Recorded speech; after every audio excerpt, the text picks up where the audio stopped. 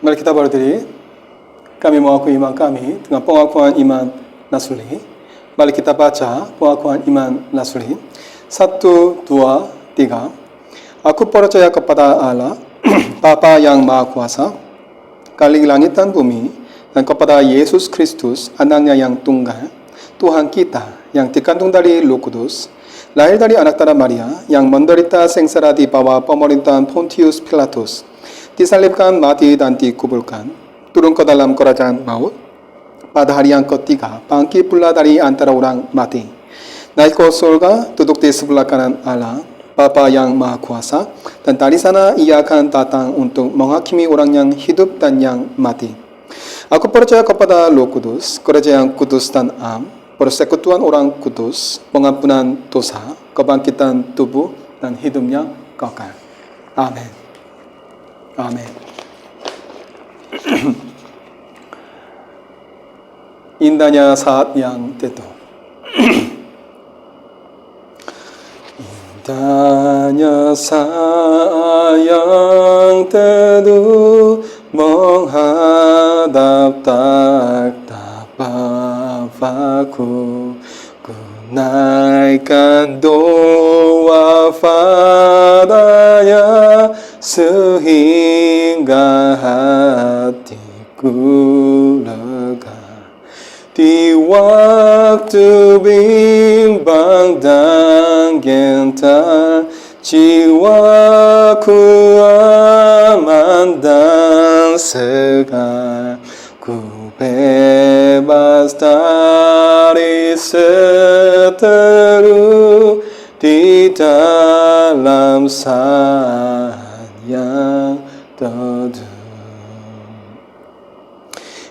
Indahnya sayang teduh, dengan bahagia penuh, betapa rindu hatiku kepada satu aku, bersama orang yang kudus, ku cari wajah penebus, dengan gembira dan teguh,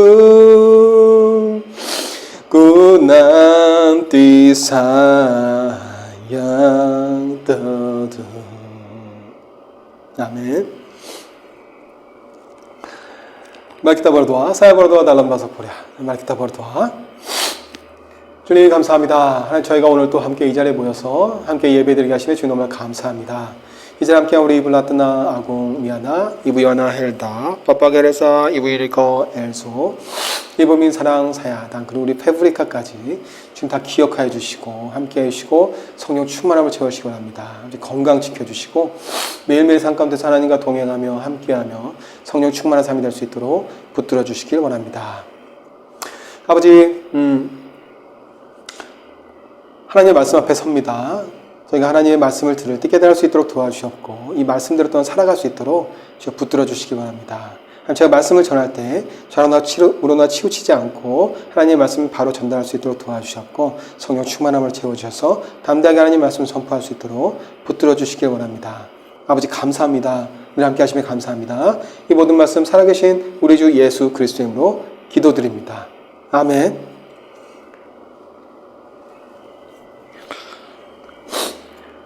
Selamat pagi semuanya sehat.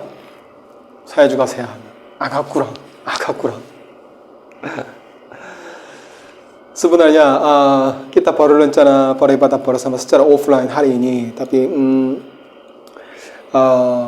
karena konstruksi Antioch Community Church, kita tidak bisa beribadah bersama.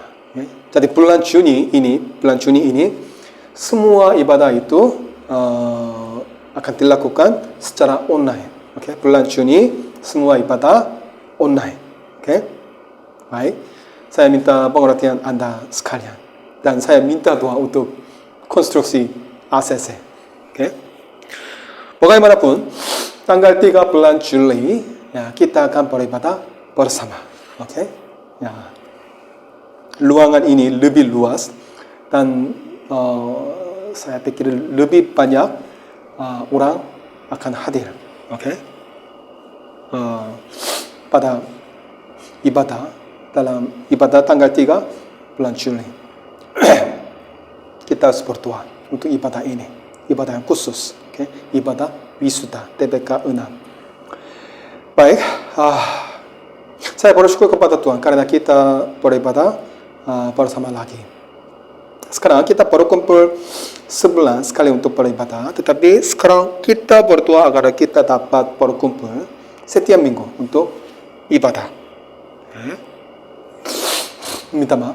Pertama, mari kita membaca firman Tuhan hari ini bersama-sama. Keluaran 6 ayat 7. Keluaran 6 ayat 7.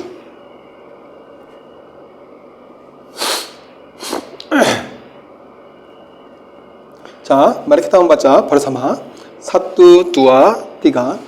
Aku akan mengangkat kamu menjadi umatku dan aku akan menjadi Allahmu, supaya kamu mengetahui bahwa akulah Tuhan Allahmu yang membebaskan kamu dari kerja paksa orang Mesir. Amin.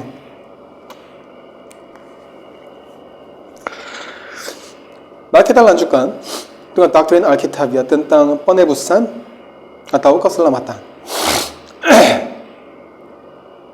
Kami belajar bahwa karena manusia gagal untuk mematuhi hukum dan perintah Tuhan, ia menjadi hamba setan dan mati dalam pelanggaran dan dosa. Dan jika dibiarkan seperti itu, ia akan menjadi makhluk tanpa harapan. Namun Tuhan berbelas kasih kepada orang-orang dengan kasih karunia, cinta dan belas kasihan yang tak terbatas, dan mengungkapkan rencana keselamatan yang luar biasa. Kita telah melihat ciri-ciri umum dari rencana penebusan yang besar ini.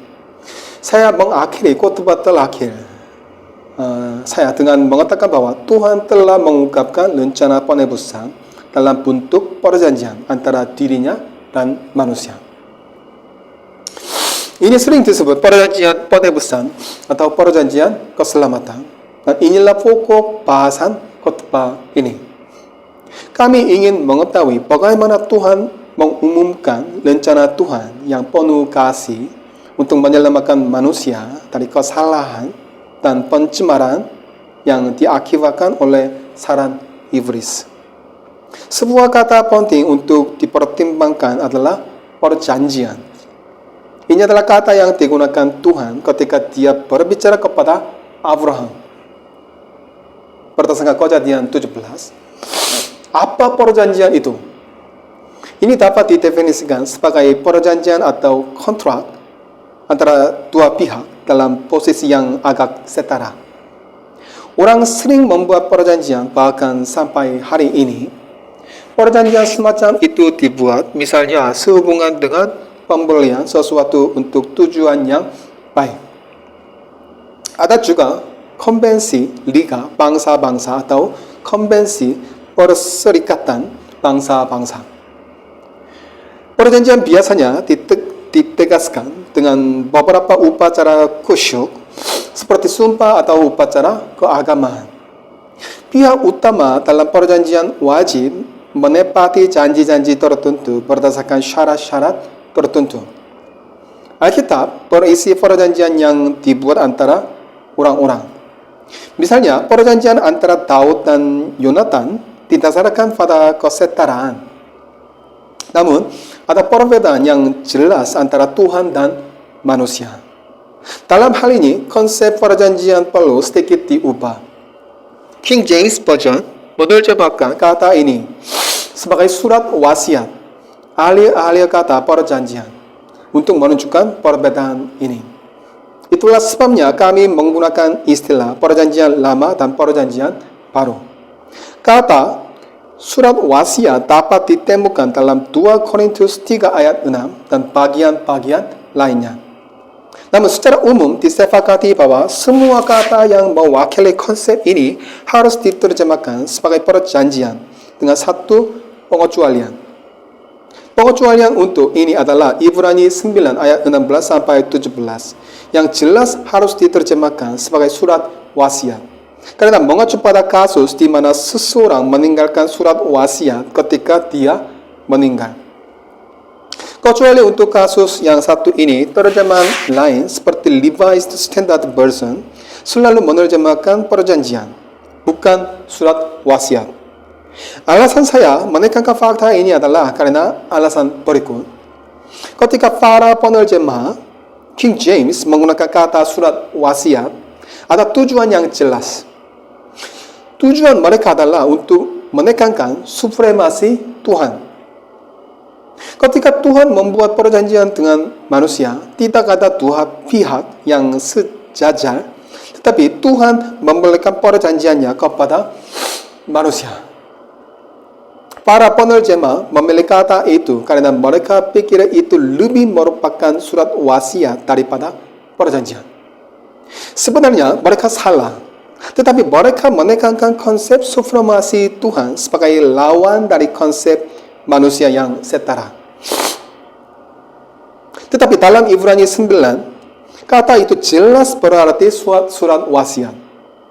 Dapat juga dikatakan bahwa semua berkat yang diberikan kepada kita di bawah perjanjian kasih karunia pada akhirnya adalah karena kematian Tuhan Yesus Kristus.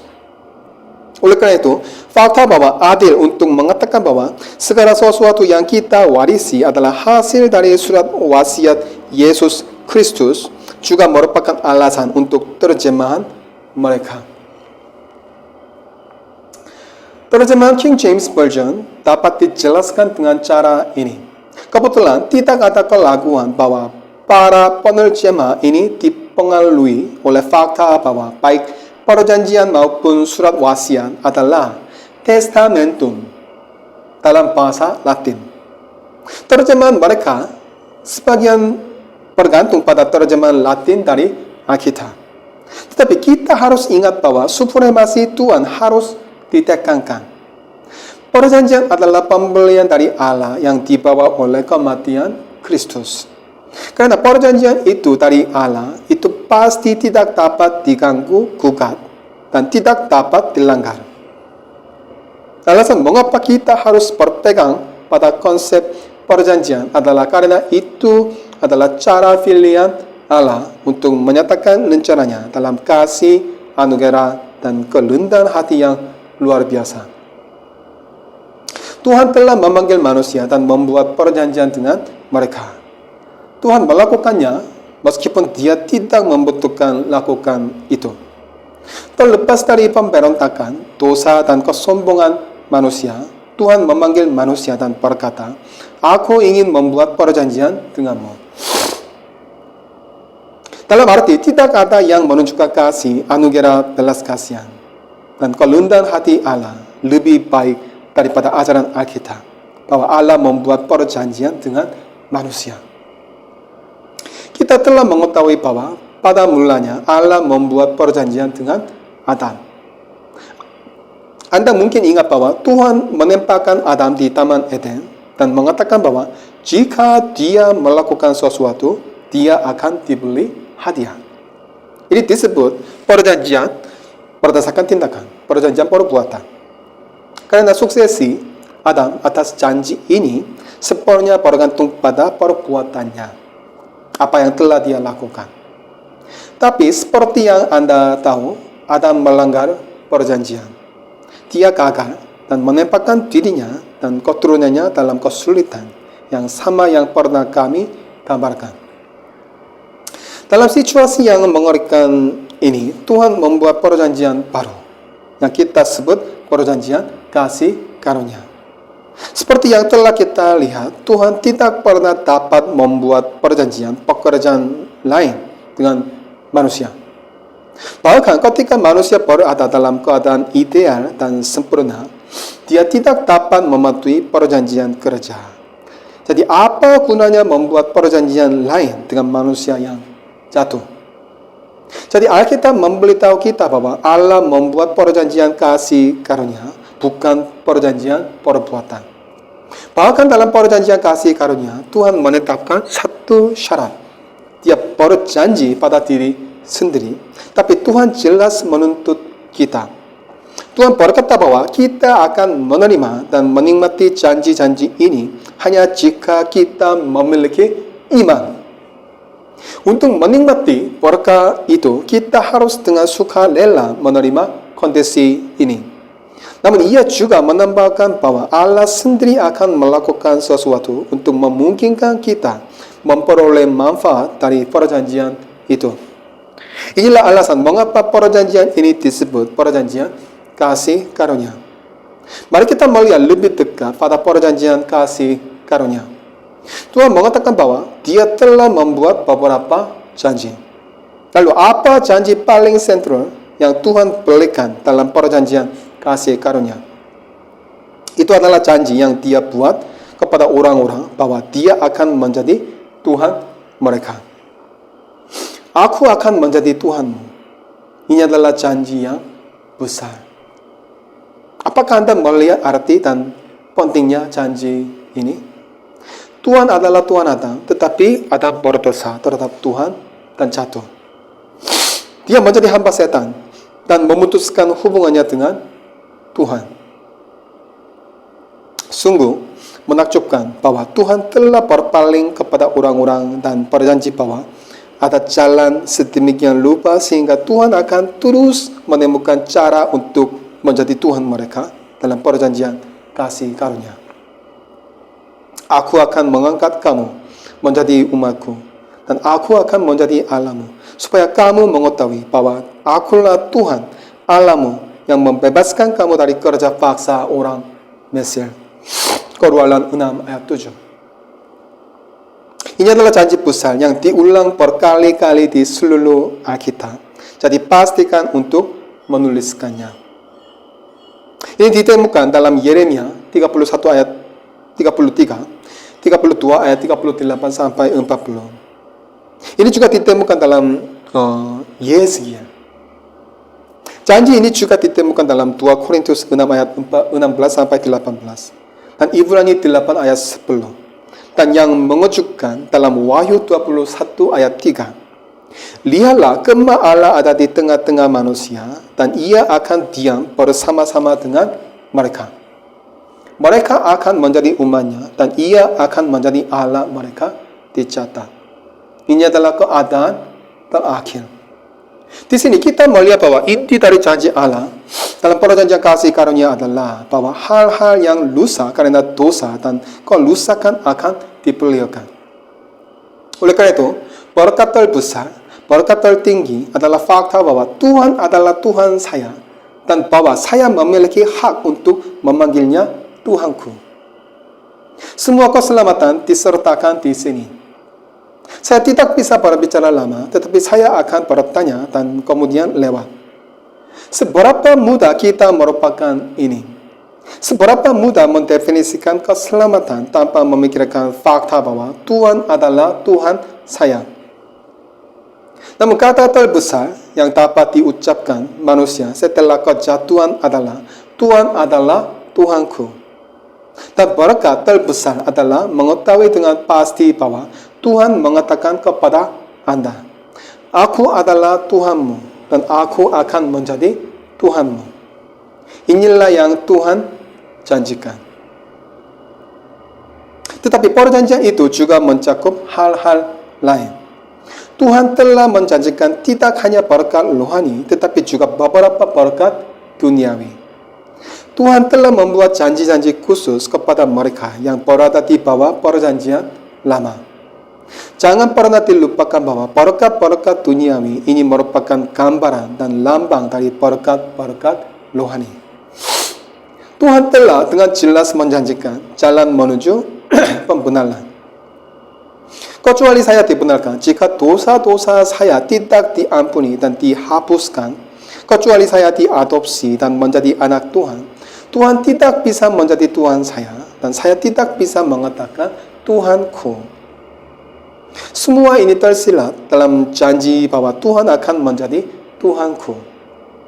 Janji bahwa Tuhan akan menjadi Tuhanku memang mencakup janji hidupnya kekal, pengiriman Roh Kudus dan penerapan penuh dan pemenuhan penebusan dalam pengudusan dan pemulihan terakhirku. Janji-janji dalam perjanjian kasih karunia mencakup semua ini. Kita dipanggil untuk menanggapi Allah dalam iman, harapan dalam semua hal ini, dan dalam kesetiaan dan ketaatan dalam keadaan baru ini.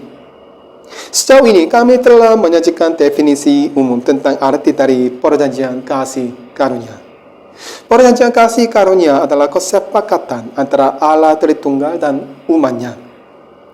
Dapat dikatakan bahwa Tuhan menjanjikan persekutuan dengan kita untuk melaksanakan kehendak dan ketetapan penebusannya yang kekal. Janji itu adalah keselamatan penuh dan cuma-cuma dari umatnya atas dasar kurban tebusan Tuhan Yesus Kristus perantara perjanjian. Umat Allah menerima keselamatan ini dengan iman. Perjanjian kasih karunia adalah janji bahwa Allah akan menjadi sahabat kita, Allah kita, dan bahwa kita akan masuk ke dalam hubungan yang intim dengannya dan mengenal Dia. Semua ini dimungkinkan melalui Yesus Kristus. Mulai sekarang, saya ingin mempertimbangkan fakta bahwa perjanjian anugerah agung yang Allah buat dengan manusia ini dapat dibagi menjadi dua generasi atau dua periode eksekusi. Satu perjanjian besar dilaksanakan dalam dua cara yang berbeda. Cara yang dijelaskan dalam perjanjian lama dan cara itu dijelaskan dalam perjanjian baru. Apakah Anda tahu apa artinya ini? Hanya ada satu perjanjian kasih karunia.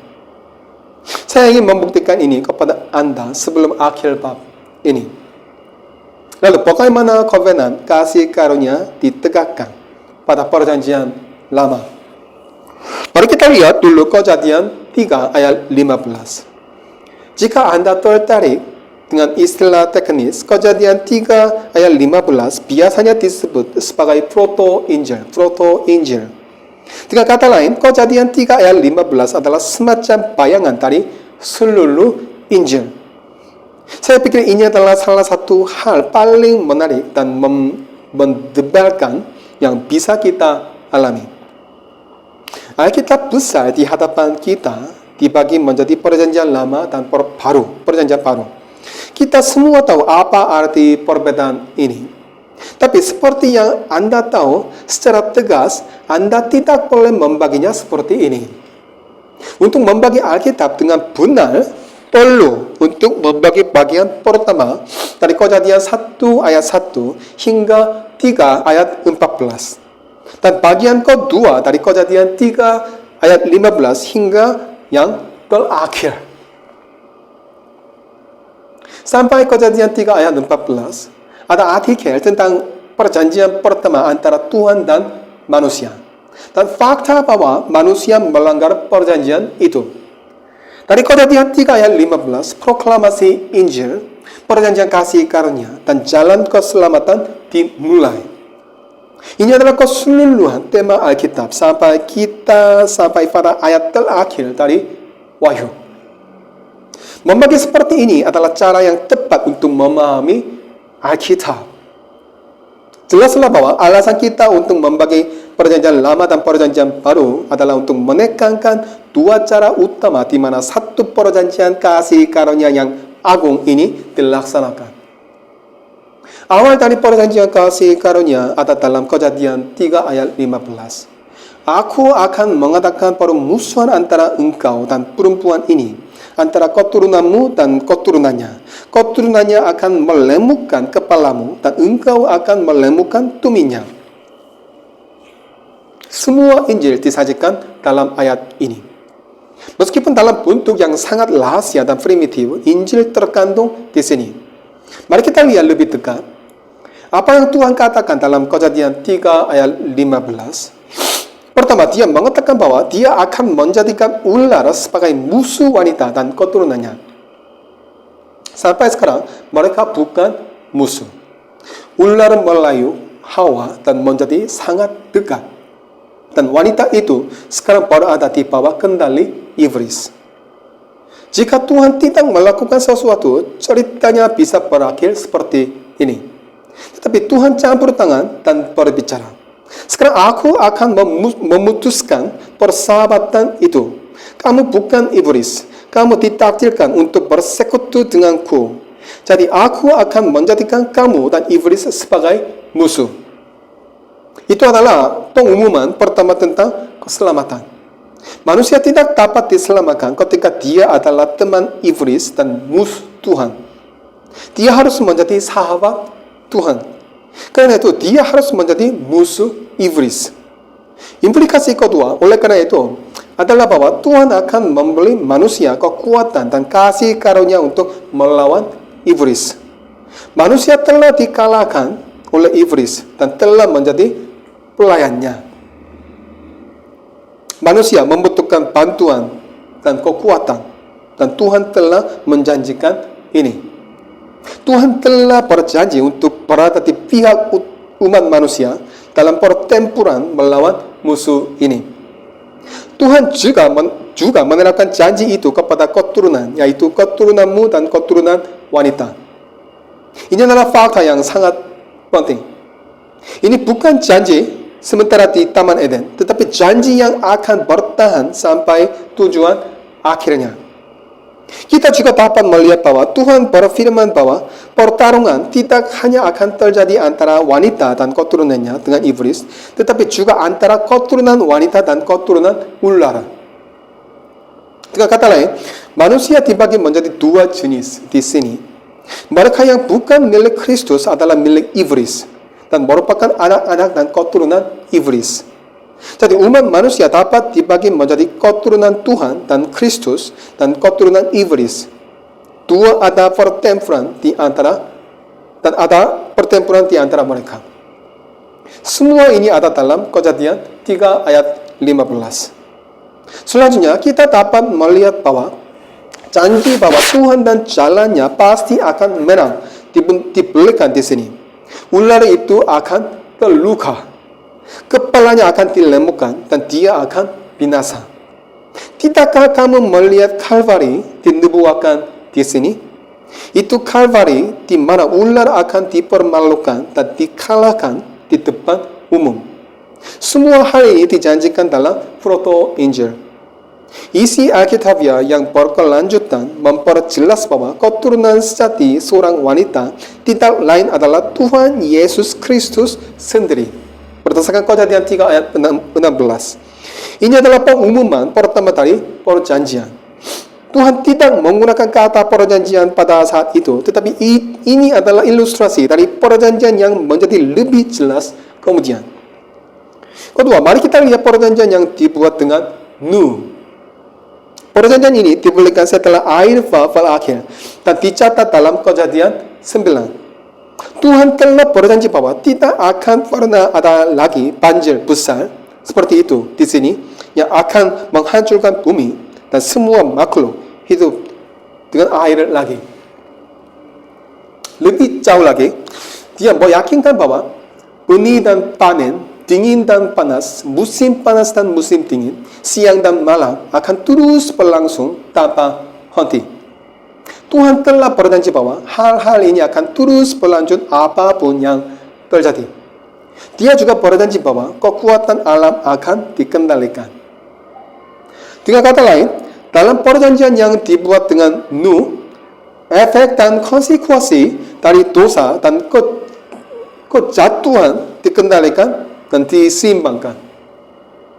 Demikian pula, kekuatan jahat ditekan lebih kuat dan orang-orang tidak diizinkan menggunakan kekerasan terhadap orang lain sebebas sebelumnya. Manusia dilindungi dari kekerasan manusia itu sendiri dan dari binatang buas. Baca sendiri Kejadian 9. Semua ini dikonfirmasi dan disegel oleh tanda pelangi di awan. Yang ingin saya tekankan di sini adalah bahwa perjanjian yang dibuat dengan Nu bukanlah perjanjian kasih karunia yang baru. Perjanjian kasih karunia secara samar terungkap dalam Kejadian 3 ayat 15. Perjanjian saat ini dan perjanjian yang dibuat dengan Nu tidak bertentangan satu sama lain. Kami hanya menyajikan beberapa janji dan perintah tambahan. Dalam arti akhir dari kasih karunia dan penebusan, perjanjian yang dibuat dengan Nuh bukanlah perjanjian baru, tetapi keputusan sementara. Perjanjian ini kadang-kadang disebut kasih karunia umum untuk membedakannya dari kasih karunia khusus yang menjamin keselamatan rohani kita. Ketiga, ada perjanjian yang dibuat dengan Abraham. Ini ditemukan dalam Kejadian 17, di mana Allah pertama kali berbicara tentang rencana penebusan dalam bentuk perjanjian yang pasti. Apa yang dapat Anda temukan di sini? Kita dapat melihat di sini untuk pertama kalinya dengan beberapa kejelasan semacam pemulaan gereja. Ada perbedaan antara milik Allah dan milik dunia. Sebelumnya, beberapa jenis ibadat di rumah diadakan di rumah atau tabernakel, tetapi dalam perjanjian yang dibuat dengan Abraham, pekerjaan baru dimulai. Tuhan memilih orang tertentu, keluarga tertentu, dan membuat janji hanya kepada Abraham dan keturunannya. Ada perbedaan yang tadinya kelompok yang unik, umat Allah yang istimewa dibuat. Ini sangat penting. Perhatikan penekankan pada iman Abraham, tanggapannya. Melalui imanlah Abraham membuat perjanjian dan mulai menerima manfaat dan berkat. Perhatikan juga sifat rohani dari berkat-berkat yang dijanjikan kepadanya. Di luar janji, tanah atau hal lain, Abraham diberi janji besar berupa benih rohani. Dengan kata lain, semua bangsa di dunia akan diberkati dalam keturunan Abraham. Jika Anda ingin mengetahui lebih banyak tentang topik ini, bacalah Roma 3-5 dan Galatia 3 yang sekarang akan saya kutip secara singkat. Dalam perjanjian yang dibuat dengan Abraham, Allah membenarkan Abraham. Kitab Roma mencatat bahwa Abraham dibenarkan oleh iman dalam pengertian rohani.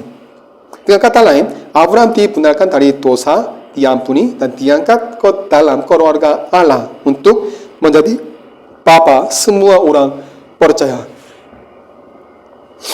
Selain itu, berkat-berkat duniawi juga dicatat. Perjanjian yang dibuat dengan Abraham tidak dapat dilebih-lebihkan. Jika Anda terus memperhatikan penyebutan Abraham dalam Alkitab, Anda akan melihat bahwa perjanjian ini sangat penting. Perjanjian yang dibuat dengan Abraham adalah janji besar dan jelas pertama yang mengungkapkan dengan jelas apa yang telah dilihat dalam Kejadian 3 ayat 15. Kemudian kita harus beralih ke perjanjian Sinai. Ini adalah perjanjian yang dibuat melalui Musa di Gunung Sinai dan dicatat dalam Keluaran 19 dan di bawahnya. Perjanjian ini sangat penting. Ditekankan di sini bahwa kovenan ini secara khusus merupakan kovenan nasional. Sejak saat itu, gereja dan bangsa menjadi satu. Jadi menjadi milik bangsa Israel berarti menjadi bagian dari gereja. Dan diusir dari bangsa itu berarti diusir dari gereja. Siapapun yang melanggar hukum dihukum mati. Mereka tidak hanya dihukum secara spiritual, tetapi mereka juga secara harfiah dihukum mati dan dilenyapkan dari negara. Pitur besar dari perjanjian Sinai adalah kenyataan bahwa penganugerahan hukum telah digunakan. Tetapi saya ingin menjelaskan bahwa penganugerahan hukum dalam arti apapun tidak berarti bahwa Allah membuat perjanjian berdasarkan tindakan yang baru. Telah ditunjukkan bahwa hal seperti itu sama sekali tidak mungkin. Izinkan saya bertanya lagi. Apa artinya membuat perjanjian berdasarkan tindakan? Yaitu perjanjian perbuatan. Apa artinya mengatakan kepada seseorang yang telah gagal, bahkan di Firdaus, bahwa dia dapat menyelamatkan dirinya sendiri dengan melakukan sesuatu, itu tidak masuk akal. Pembelian hukum tidak berarti kembali ke perjanjian berdasarkan tindakan. Anak-anak Israel membuat kesalahan besar dengan salah mengira hukum sebagai perjanjian berdasarkan tindakan. Ini adalah kesalahan orang Israel. Undang-undang tidak bermaksud demikian. Hukum diberikan hanya untuk membiarkan kehidupan orang Israel diatur dalam beberapa hal dan untuk beberapa alasan lainnya.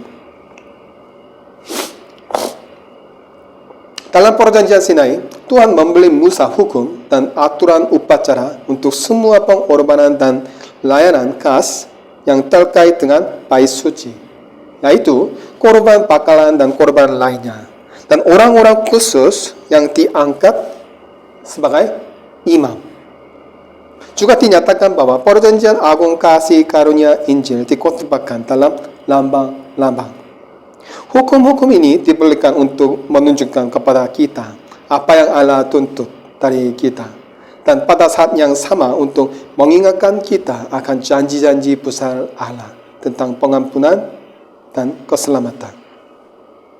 Hukum sebagai aturan hidup dapat dibagi menjadi 3 jenis: hukum moral, hukum perdata, dan hukum upacara. Dengan kata lain, ia terbagi menjadi prinsip-prinsip moral yang penting dan tidak berubah, hukum khusus untuk kehidupan nasional, dan hukum yang mengatur upacara dan upacara keagamaan. Saya ingin menekankan fakta bahwa perjanjian tambahan dengan Musa, wakil orang Israel di Gunung Sinai, ini tidak bertentangan dengan perjanjian kasih karunia yang telah diberikan kepada Abraham dan sebelumnya disinggung di Taman Eden. Alasan saya menjelaskan ini adalah karena beberapa orang berpikir bahwa perjanjian Sinai adalah perjanjian yang sama sekali baru. Saya akan buktikan bahwa ini bukan masalahnya. Roma 4 ayat 13 mengatakan, perjanjian yang dibuat dengan Abraham dan keturunannya untuk menjadi ahli waris dunia adalah melalui hukum Taurat, tetapi hanya melalui kebenaran iman. Ini adalah ayat yang sangat penting. Mari kita juga mendengarkan Galatia 3 ayat 17. Maksudku ialah janji yang sebelumnya telah disahkan Allah tidak dapat dibatalkan oleh hukum Taurat yang baru terbit 430 tahun kemudian sehingga janji itu hilang kekuatannya. Dengan kata lain, argumen utama Paulus dalam Roma dan Galatia adalah bahwa perjanjian tambahan yang diberikan kepada Musa di Gunung Sinai tidak sedikit pun bertentangan dengan perjanjian besar yang dijanjikan Allah dengan Abraham, perjanjian kasih karunia. Beberapa orang bertanya, bagaimana kita bisa menafsirkan Galatia 4 ayat 21 sampai 22. Katakanlah kepadaku, hai kamu yang mau hidup di bawah hukum Taurat, tidakkah kamu mendengarkan hukum Taurat? Bukankah ada tertulis bahwa Abraham mempunyai 2 anak, seorang dari perempuan yang menjadi hambanya dan seorang dari perempuan yang merdeka? Paulus melanjutkan dengan mengatakan bahwa para wanita ini adalah perumpamaan dari 2 perjanjian. Bukankah kata 2 perjanjian mengajarkan bahwa ada perjanjian tambahan? Tidak seperti itu. Ayat ini tidak berarti bahwa ada perjanjian lain. Jika demikian halnya, maka Paulus menyangkal dirinya sendiri dalam Galatia 4. Sebuah argumen penting yang dinubuatnya dalam Galatia 3 dan Roma 4. Hanya melihat konteks sebelum dan sesudah, ini sangat jelas. Satu-satunya tujuan Paulus dalam Galatia 4 adalah untuk membedakan antara Israel jasmani dan Israel rohani. Dengan cara ini, Paulus menunjukkan pemahaman yang salah tentang orang-orang Yahudi yang menyatakan bahwa menjadi milik Israel fisik berarti bahwa mereka adalah milik keturunan Abraham yang sebenarnya. Itu tidak benar. Ada perjanjian yang dibuat di bumi dan ada perjanjian yang dibuat di surga. Tetapi perjanjian yang dibuat di surga lah yang menyelamatkan kita. Janji Tuhan kepada Abraham termasuk Ismail dan Esau dalam arti tertentu. Bukan? Rupanya mereka juga disunat. Tetapi mereka bukanlah anak-anak iman dan mereka bukanlah anak-anak dari janji yang benar. Mereka milik alam daging. Tuhan sudah menjelaskan hal ini kepada Abraham dalam Kejadian 17. Betul sekali. Perjanjian yang dibuat melalui Musa dengan pemberian hukum tidak pernah bertentangan dengan perjanjian kasih karunia. Perjanjian ini diberikan hanya untuk dua tujuan. Pertama, hukum diberikan untuk memberikan kesadaran akan dosa. Ini adalah tujuan utama. Paulus mengatakan, tetapi hukum Taurat ditambahkan supaya pelanggaran menjadi semakin banyak. Roma 5 ayat 20. Dia membuat poin yang sama dalam Roma 4 ayat 13. Sebab bukan karena hukum Taurat telah diberikan janji kepada Abraham dan keturunannya bahwa ia akan memiliki dunia, tetapi karena kebenaran berdasarkan iman. Dan Galatia 3 ayat 17 berkata, maksudku ialah janji yang sebelumnya telah disahkan Allah tidak dapat dibatalkan oleh hukum Taurat yang baru terbit 430 tahun. Kemudian sehingga janji itu hilang kekuatannya. Hukum diberikan untuk menunjukkan keberdosaan yang meluap-luap dari dosa dan untuk membuat Israel dan semua bangsa sadar akan ketidakmampuan manusia untuk mengatasi sifat berdosanya. Ini adalah argumen penting pertama. Tujuan kedua dari hukum dapat dijelaskan dengan meminjam kata-kata dari Galatia 3 ayat 24. Jadi hukum Taurat adalah penuntun bagi kita sampai Kristus datang, supaya kita dibenarkan karena iman. Perjanjian pertama adalah yang mengajarkan kita bahwa kita dibenarkan oleh iman. Ini adalah perjanjian yang dibuat Allah dengan Abraham dan keturunannya. Perjanjian ini adalah perjanjian besar. Ada apa gunanya hukum? Hukum diberikan untuk membimbing kita bertindak sebagai semacam guru, tutor. Hukum menunjukkan kepada kita bahwa kita benar-benar membutuhkan Kristus. Hukum itu sendiri tidak pernah diberikan sebagai sarana keselamatan. Anda mungkin telah memperhatikan bahwa saya sangat keras pada kenyataan bahwa hukum bukanlah sarana keselamatan. Alasan untuk melakukan ini adalah karena ada komentar Alkitab yang mengajarkan bahwa Tuhan memberitahu orang Israel bahwa jika mereka mematuhi hukum, mereka akan dapat menyelamatkan diri mereka sendiri. Dan ada komentar Alkitab yang mengajarkan bahwa Tuhan memberikan hukum untuk membuat jalan lain bagi orang Israel. Seperti yang telah kita lihat, ini sama sekali tidak sesuai dengan ajaran Alkitab. Sejauh ini kita telah melihat bagaimana perjanjian kasih karunia yang agung dipraktekkan dan diungkapkan kepada mereka yang berada di bawah perjanjian lama. Berkaca pada generasi lama membawa kita ke generasi baru. Dalam generasi baru, Allah telah menyatakan, menggenapi, menegaskan kembali dan menggenapi janji dan semua yang terkandung dalam perjanjian itu di dalam dan melalui Yesus Kristus, putranya serta Tuhan dan Juru Selamat kita. Mari kita lakukan apa yang telah kita lihat sejauh ini. Pertama, Allah membuat perjanjian berdasarkan tindakan dengan manusia yang sempurna menurut gambar dan rupanya. Jika perintah dan hukum ditaati, manusia ditakdirkan untuk menikmati hidup yang kekal sambil bersekutu dengan Tuhan. Namun, manusia melanggar hukum Allah dan jatuh, dan diikuti oleh dosa, polusi, dan kemerosotan. Setelah itu, Tuhan hanya membuat satu perjanjian mendasar dengan manusia. Dan itu adalah perjanjian kasih karunia. Tuhan telah mengungkapkan perjanjian kasih karunia yang besar ini dalam perjanjian lama. Seperti yang telah saya jelaskan sejauh ini. Saya pikir kita semua telah belajar satu hal, Dan saya yakin Anda telah menyadari ini lebih jelas dari sebelumnya. Orang Kristen sering mengungkapkan kotor kejutan mereka atas keputusan gereja mula-mula untuk memasukkan perjanjian lama ke dalam Alkitab. Baru mereka. Orang-orang ini berkata, saya tidak tahu mengapa saya sebagai seorang Kristen harus peduli tentang perjanjian lama. Jika ada di antara Anda yang masih berpikir seperti ini, khotbah hari ini gagal total. Karena saya telah mencoba untuk menunjukkan bahwa perjanjian lama mengandung pesan besar dan mendasar yang sama yang terkandung dalam perjanjian baru hari ini. Jika kita ingin mengetahui kehendak besar Tuhan, kita harus bersedia menelusuri seluruh proses dari awal Taman Eden hingga Tuhan kita.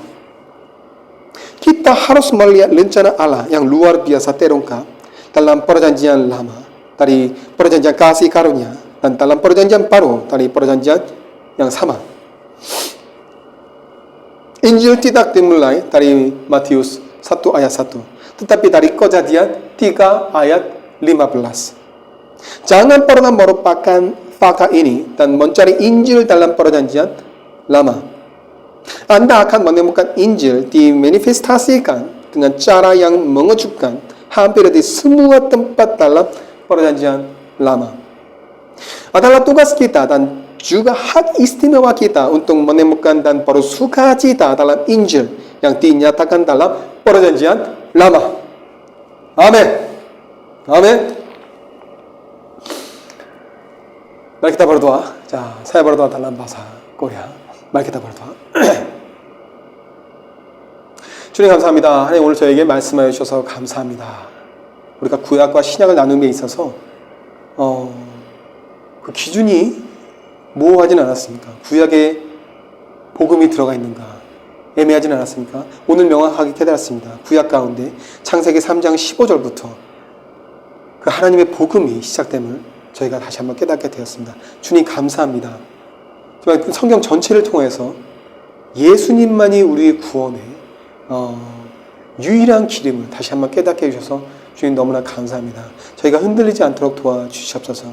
저희가 이 땅 가운데 삶 가운데서 하나님이 저희를 이 땅 가운데 보내주셨는데 그 예수님께만 집중하고 예수님만 바라보고 예수님께로만 향할 수 있도록 주여 붙들어 주시옵소서. 저희 안디옥 교회 한 분 한 분을 주여 붙들어 주셨고 예수님께 시선을 고정하고 한 걸음 한 걸음 나갈 수 있도록 주여 붙들어 주시옵소서. 아버지 감사합니다. 오늘 저에게 말씀해 주셔서 감사합니다. 하나님 감사합니다. 이 모든 말씀 살아계신 우리 주 예수 그리스도의 이름으로 기도드립니다. 아멘.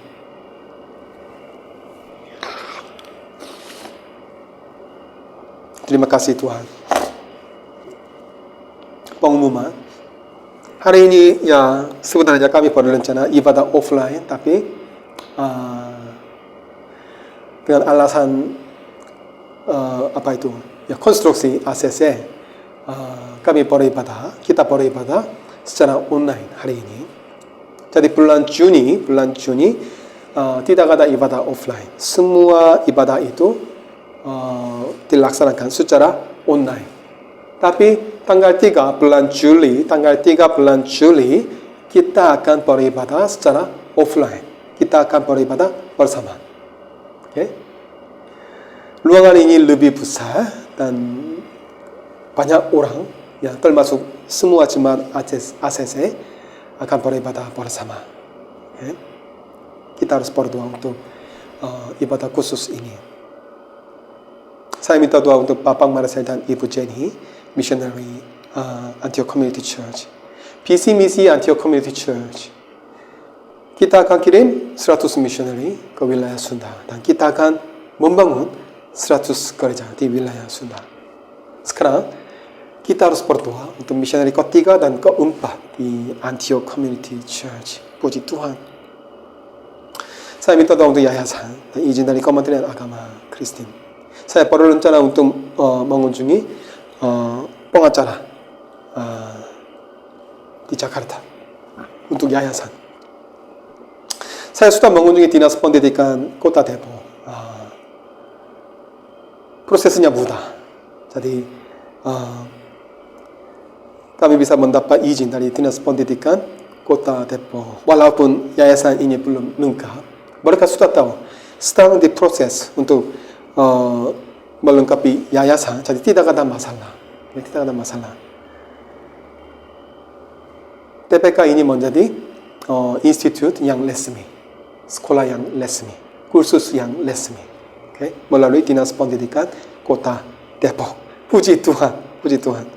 Tapi saya harus mempersiapkan surat-surat dan dokumen-dokumen, beberapa dokumen. Saya minta doa, bukannya. Saya minta doa untuk semua proses ini. Ini harus diingat, waktu perenungan dan waktu doa. Kita harus membaca Alkitab minimum 2 pasal setiap hari, dan kita harus berdoa minimum 30 menit setiap hari. Dan saya minta doa untuk ibadah wisuda, ibadah khusus tanggal 3 Juli. Semua anggota ACC dan semua siswa di TPK 6 dan semua siswa TPK 4 akan hadir. Saya berharap, akan hadir. Baik. Dan rencananya TPK siswa TPK 6 semua akan lulus. Mereka sudah menyelesaikan semua kursus dan mereka akan menjadi guru. Setelah TPK ini menjadi institut yang resmi, mereka menjadi guru di institut ini. Dan kita akan mengumumkan kepada tetangga-tetangga kita. Saya berharap banyak siswa akan datang, akan mendaftar. Dan 5 guru ini akan mengajar mereka. Puji Tuhan, puji Tuhan. Saya minta doa untuk sekolah minggu, sekolah minggu ACC. Bapak Elsa melayani dan saya juga melayani di sana. Ibadah ini akan dilaksanakan melalui bahasa Inggris. Saya minta doa untuk semua hal ini. Banyak. Baik, puji Tuhan. Ini cukup untuk hari ini. Ada apa pengumuman yang lain? Tidak ada. Jadi, doa Bapa kami. Kita harus berdoa dengan doa Bapa kami setiap hari. Mari kita berdoa dengan doa Bapa kami. 1, 2, 3. Karena itu berdoalah demikian. Bapa kami yang di surga, dikuduskanlah namamu. Datanglah kerajaanmu. Jadilah kehendakmu di bumi seperti di surga.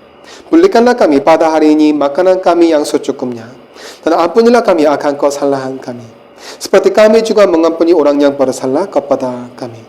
Dan janganlah membawa kami ke dalam pencobaan, tetapi lepaskanlah kami daripada yang jahat. Karena Engkaulah yang mempunyai kerajaan dan kuasa dan kemuliaan sampai selama-lamanya. Amin.